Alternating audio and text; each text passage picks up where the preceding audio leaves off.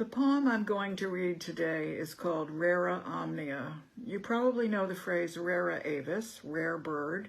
Rara Omnia means everything rare or everything precious. Rara Omnia. If there's life after death, it isn't the body I'd want, which after all is a rather shoddy container. I'd want to come back as pure voice. I'd want to tell of this beach before the turtles confused the porch lights for moons as they hurtled ashore to lay their eggs. I wouldn't point an accusing finger. I just want the record straight. To tell how black skimmers in sinuous hordes turned in the sky like pages of print, how they strained the sea, their lower mandibles seining for fish, that the snowy plovers took flight in waves of applause, their wings beating so fast they seemed to pause, strobe lit.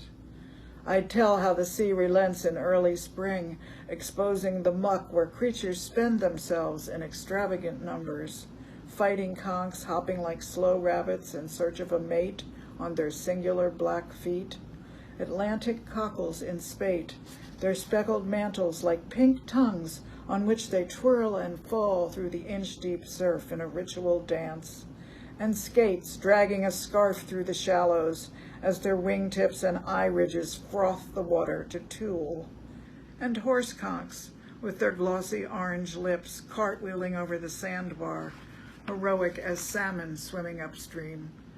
Then the water stood still, limpid, glassed out, afloat with ripe coconuts and mangrove pods, those brown-tipped exclamations, each an infant tree that accretes an island if given a toehold. For weeks the tides lay like a blanket over the freshly laid eggs, the leathery lays of the lightning whelk, the castanets of conchs with dozens of baby gastropods inside each disk of salty milk. At the end of a month, the water peeled back like bells ringing, and everywhere the egg sacs burst and tiny offspring poured forth. This was before the beach became a catcher's mitt for trash, before the oil spills and red tides, before the hard corals blanched and died, before the fire sponges rotted in their red glory.